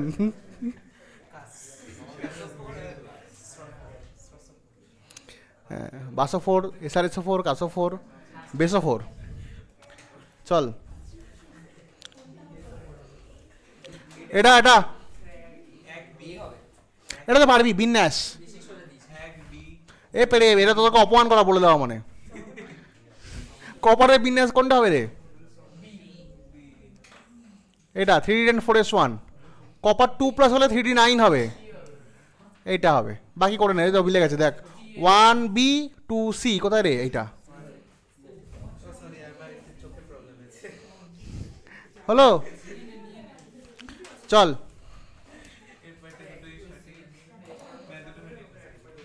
হিলিয়াম এবং বেরিলিয়াম উভয়েরই সর্ববহিষ্ঠ কক্ষের বিন্যাস NS2, ভালো কথা। বিবৃতি 1 সঠিক, বুঝে গেছি। হিলিয়াম এবং বেরিলিয়াম দুজনে বাইরে দেখ 1s2, এই হিলিয়ামে হচ্ছে 1s2 আছে, তাই তো? আর বেরিলিয়ামে 1s2 মানে দুজনেরই বিন্যাস NS2, অর্থাৎ বিবৃতি 1 কারেক্ট, ঠিক আছে? Assertion correct. রিজন, হিলিয়াম এবং বেরিলিয়াম উভয় নিষ্ক্রিয় না, ঠিক আছে? তার মানে কি বলছে দেখ, এ সঠিক কিন্তু আর সঠিক নয়, বুঝেছিস? পরেরটা 28,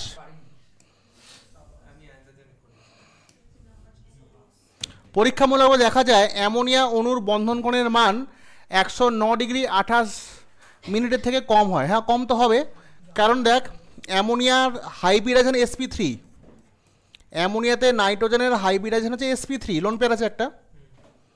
sp3 হলে অ্যাঙ্গেল হওয়া উচিত ছিল 109°28', কিন্তু এই যে লোন পেয়ার বন পেয়ার রিপালশন আছে না, রিপালশনের জন্য অ্যাঙ্গেল একটু কমে যায়, বুঝতে পারছি? তাহলে ঠিক কথাই তো বলেছে।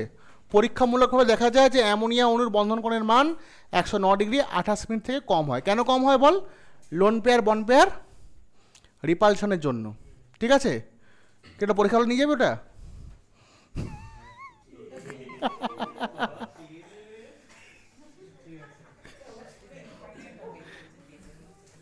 হয়েছে? বিবৃতি 2 দেখ, অ্যামোনিয়া অণুতে বন পেয়ার বিকর্ষণ লোন পেয়ার বিকর্ষণ অপেক্ষা বেশি হয় না।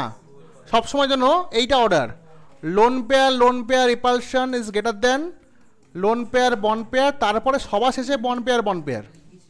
এটা তো লেখানো ছিল খাতায়, এইটা তো অর্ডার হবে। কিন্তু এখানে কী বলেছে দেখ, এখানে কি বলেছে দেখ, বন পেয়ার বিকর্ষণ বেশি বলেছে, সেটা হবে না, ওটা সবথেকে কম হয়। তাহলে এটা বিবৃতি 2টা ইনকারেক্ট আছে। হ্যাঁ, অর্থাৎ বিবৃতি 1 সঠিক, বিবৃতি 2 সঠিক নয়, ঠিক আছে? বোঝা যাচ্ছে ব্যাপারটা? কী রে ওটা? শর্ট নোট,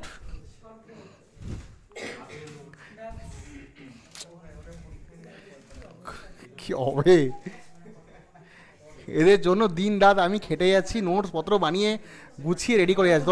তোরা যা পাচ্ছিস এগুলো কিন্তু আগের বছরের কিছু নয় আমাদের, কারণ সব নতুন করে বানাতে হচ্ছে। সিলেবাস নতুন, প্যাটার্ন নতুন, তো ঠিক আছে।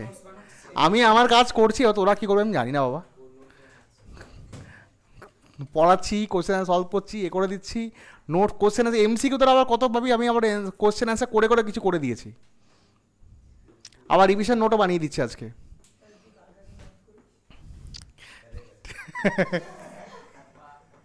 দেখ দেখ এদিকে দেখ। আচ্ছা এটা পারবি? দেখ তো, নিচের কয়েকটি গ্যাসের সংকট উষ্ণতার মান দেওয়া হয়েছে, ঠিক আছে? তোদের আজকে অফিসিয়ালি পরীক্ষার ক্লাস টাস না? হুম,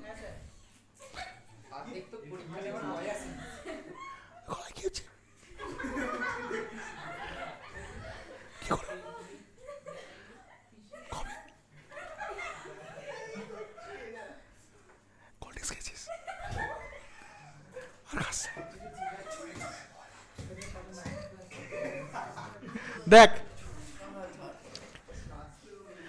দেখ দেখ দেখ ওকে বলছে আমি তোদের শিখিয়েছিলাম সংকট উষ্ণতা যে গ্যাসের বেশি হয় সেই গ্যাসগুলোর মধ্যে পারস্পরিক আকর্ষণ বল বেশি হয়, সেই গ্যাসগুলোকে লিকুইফাই করার সুযোগ অনেক বেশি, মানে ওরা তাড়াতাড়ি লিকুইফাই হয়। বুঝেছিলাম তো, অনেক কিছু প্রশ্ন, অনেক এই টাইপের অনেক কটা প্রশ্ন সলভ করিয়েছিলাম। দেখ তাহলে সংকট উষ্ণতা সব থেকে বেশি কার আছে?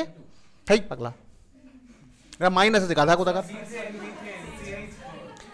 এটা তাহলে এই গ্যাসটাকে ইজিলি লিকুইফাই করা যাবে। তাহলে কি বলছে, গ্যাসীয় অবস্থাকে সহজে তরলে পরিণত করার ক্ষেত্রে উক্ত গ্যাসগুলিকে ঊর্ধ্বক্রমে সাজালে পাওয়া যায় সব থেকে বেশি। তাহলে CH4 হবে। CH4 লাস্টে কোথায় আছে? এইখানে আছে, এখানে আছে, তাহলে এইগুলো বাদ, তাই তো?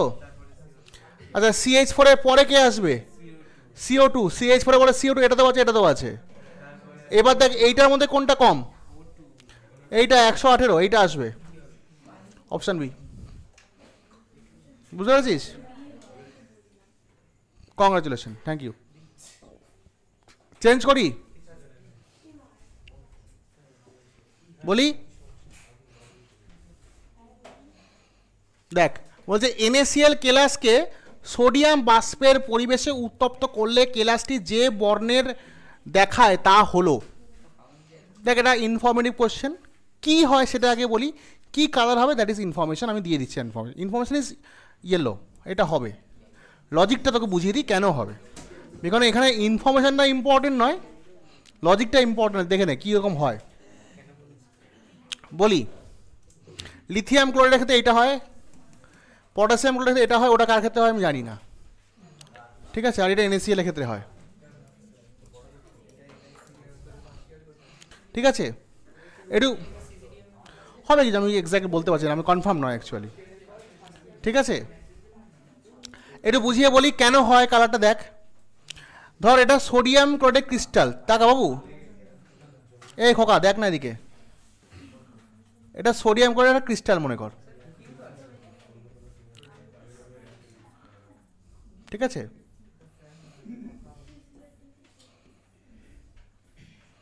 কি বিচ্ছিরি আঁকলাম রে আমি।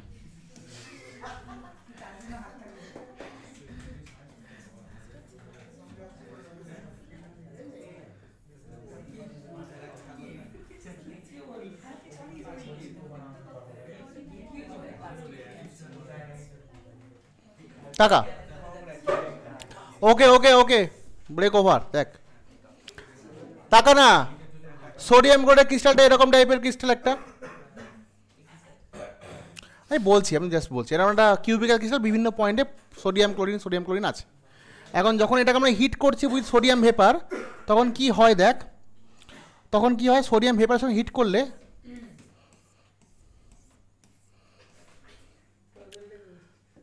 এটা আঁকলেই বেটার হতো আগে। যখন সোডিয়াম ভেপার দিয়ে হিট করছি, এই সোডিয়ামটা একটা ইলেকট্রন ছেড়ে দেয়, দিয়ে Na+ হয়ে গেল। এই ক্রিস্টালের মধ্যে Cl- আছে না, Cl- এখানে Na+ মনে করো একটা, আবার এখানে Cl- আছে তো, সোডিয়ামটা যখন Na প্লাস হয়, সোডিয়াম ভেপার দিয়ে যখন হিট করছিস, সোডিয়ামটা ইলেকট্রন ছেড়ে Na প্লাস হলো, আর তখন Cl মাইনাসটা অ্যাট্রাক্টেড হয়ে চলে যায় ওইদিকে। এই যেখান থেকে ক্লাস থেকে একটা Cl মাইনাস মিসপ্লেসড হয়, দিয়ে বাইরে বেরিয়ে যায়, হয়ে গেল। এখন যখন এখান থেকে বাইরে বেরিয়ে গেল, তাহলে এখানটা ফাঁকা হয়ে গেল, এই জায়গাটা ফাঁকা হয়ে গেল না, এখান থেকে ক্লোরিনটা বেরিয়ে চলে গেল, তাহলে এই ইলেকট্রনটা এখানে অকুপাই করবে।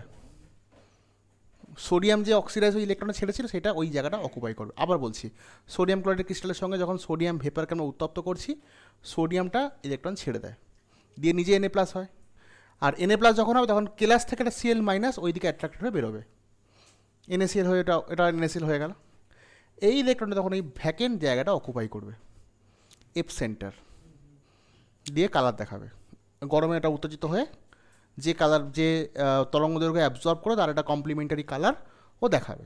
মানে এটা কালারটা ইয়েলো হয়, আমি তো বললাম LiCl হলে এটা গোলাপি কালার হবে, পটাশিয়াম ক্লোরাইডের ক্ষেত্রে এটা হবে, ঠিক আছে। এটা তো NaCl এর ক্ষেত্রে এই কালারটা হয়। মানে ডিপেন্ড করছে কে কেমন তরঙ্গ দৈর্ঘ্যের এনার্জি অ্যাবজর্ব করে, তার উপরে তার কাউন্টার কালারটা দেখা যায়, বুঝতে পেরেছিস? এরকম। তাহলে এটা কী ধরনের ডিফেক্ট বলতো? ক্লোরিন বেরিয়ে গেল, তাহলে সোডিয়াম এক্সট্রা হলো, মেটাল এক্সেস ডিফেক্ট। আরেকটা পড়ে জিঙ্ক অক্সাইড পড়েছিলিস, metal excess defect. Zinc oxide yellow when hot, white when cold, same. এটা এক ধরনের metal excess defect, metal excess defect. হলো? মাথায় গেছে রে? এই পাগলা দেখ না,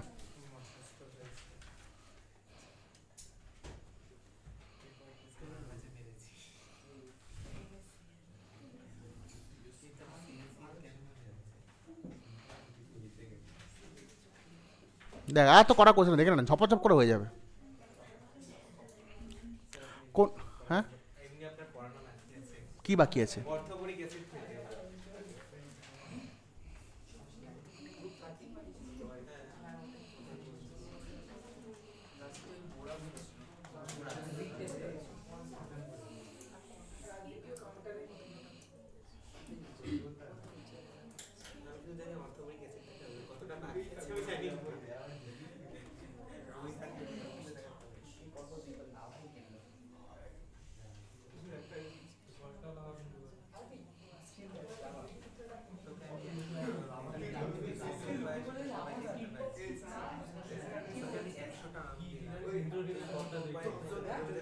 নে বাবু, আর কটা কোশ্চেন দেখে নি, সামান্য একটুখানি। এই কুকিস সেদিকে দেখ, দেখ কোন অনার্দ্র লবণটি আর্দ্র বায়ু থেকে জলীয় বাষ্প শোষণ করে গলে যেতে পারে? That is LiCl। বুঝিয়ে বলি কেন? না, বলছি LiCl হতে পারে, ম্যাগনেসিয়াম ক্লোরাইড হলেও হতে পারে। এরা হাইড্রেটেড সল্ট কেন হয়? এদের ক্যাটায়নের না পজিটিভ চার্জের ডেন্সিটি অনেক বেশি, Li প্লাস চার্জ ডেন্সিটি অনেক বেশি, আকারে ছোটো তো। মানে জলকে আর্দ্র বাষ্প থেকে মানে জলকে টেনে নিয়ে গলবে, মানে বুঝতে পারছিস তো? জলকে টানলে সেই তার ক্যাটায়নে যথেষ্ট পাওয়ার হতে হবে। লিথিয়াম প্লাস আকারে ছোট, তাহলে পজিটিভ চার্জের ঘনত্ব বেশি, তাহলে জলের প্রতি আকর্ষণের বেশি হবে, বুঝতে পেরেছিস? ম্যাগনেসিয়াম এও করে। তাহলে এখানে তো এদের সাইজ বড় না, সাইজ বড়, চার্জ ডেন্সিটি কম, চার্জ ডেন্সিটি কম হলে ওয়াটারকে টানার ক্ষমতা কম। লিথিয়াম ম্যাক্সিমাম যে ক্রিস্টালগুলো, লিথিয়ামগুলো সবই দেখবে মানে সব হাইড্রেটেড কেলাস, লিথিয়ামের ম্যাগনেসিয়াম যে কেলাসগুলো হয় সবই হাইড্রেটেড কেলাস, জল থাকে ওর মধ্যে। কেন হয়? বিকজ লিথিয়ামের আকার ছোট, ফলে পজিটিভ চার্জের ঘনত্ব বেশি, জলের প্রতি আকর্ষণটা বেশি, বুঝতে পেরেছিস? তাহলে হিয়ার ইজ দ্য অ্যান্সার। আচ্ছা বলে দিই এটা,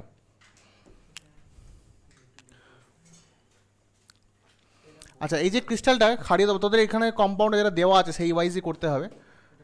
এটা তোদের যেটা আছে সাদা কঠিন সদাকে জল দিলে খাড়িয়ে দেবো না, এটা বোরাক্স, বোরাক্সের জলীয় দ্রবণ ক্ষারীয় হয়, Na2B4O7, বোরাক্সের জলীয় দ্রবণ ক্ষারীয় হয় অ্যাকচুয়ালি, এটা বোরাক্স Na2B4O7, ঠিক আছে। এটা হলো Na2B4O7, কোথায়?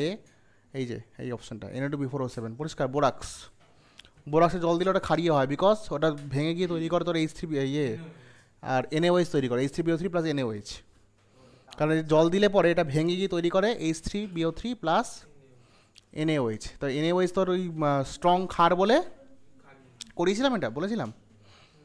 আচ্ছা, H2SO4 দিলে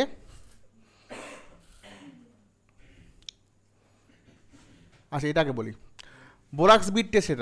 এটাকে হিট করলে যেটা হয় সোডিয়াম মেটাবোরেট আর বোরিক অ্যানহাইড্রাইডের মিক্সচার হয়। দুটো কথা উচিত, এটা দুটো হওয়া উচিত, অ্যাকচুয়ালি দুটো হওয়া উচিত। এটা হিট করলে হয় sodium metaborate NaBO2 plus boric anhydride B2O3 এর মিক্সচার হয়। রিয়াকশানটা B2O3 করে অ্যাকচুয়ালি জেনারেলি। তো এখানে যে অপশান ওয়াইজ তোর B2O3 হবে, দুটোই দিয়েছে, এটা হওয়া উচিত দুটো, কিন্তু দেয়নি। এটা হিট করে দুটোই হয় ভেঙে গিয়ে, NaBO2 প্লাস B2O দুটোই হয়। সোডিয়াম এখানে রিয়াকশানের রেসপেক্টে পরপর রিয়াকশানটা দেখিয়েছে না, পরবর্তী রিয়াকশানটা B2O3 সঙ্গে যেহেতু হয়, তাহলে আমরা এটা নেব না। মানে পরবর্তী রিয়াকশানটা দেখা যায় তুই যে প্রোডাক্টটা দিবি তার সঙ্গে তো পরবর্তী রিয়াকশানটা হবে। তো পরবর্তী রিয়াকশানটা যেটা দেখিয়েছে সেটা কিন্তু B2O3 সঙ্গে হয়। তাহলে সেই রকম কনটেক্সটে ভাবতে গেলে আমাদের কিন্তু এখানে বিকে আমাদের B2O3 ভাবতে হবে, বোরিক অ্যানহাইড্রাইডই ভাবতে হবে। বুঝতে পেরেছিস? তাহলে এটা হলো এইটা। আছে এরপরে কি হয়, যখন আমাদেরকে ওই রিয়াকশান করাই মানে সল্টের সঙ্গে বোরাক্স বিটটাকে যখন টেস্ট করাই, তখন কি হয়, এটা সিউটা ওই B2O3 সঙ্গে রিয়াকশান করে CuBO2 হোল 2 BO2 হোল 2 এই যৌগটা তৈরি করে, সবুজ বর্ডের গুটি। এটা সি হচ্ছে CuBO2O2 এইটা, আর পরেরটা CuBO2 হবে, এইটা হবে।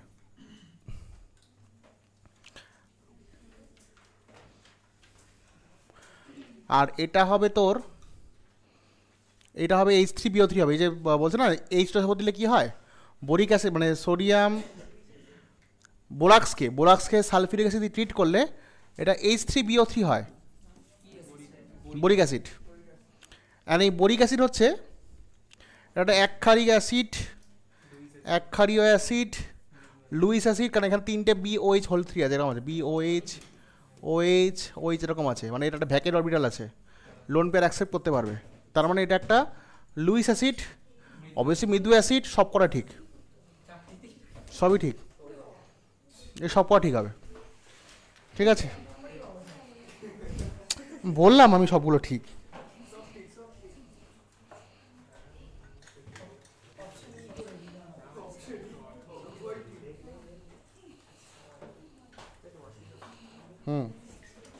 ঠিক আছে, এই কটা কোশ্চেন আলোচনা করলাম, আর তারপরে গ্রুপ 13 কি বাকি ছিল বলে দিচ্ছি।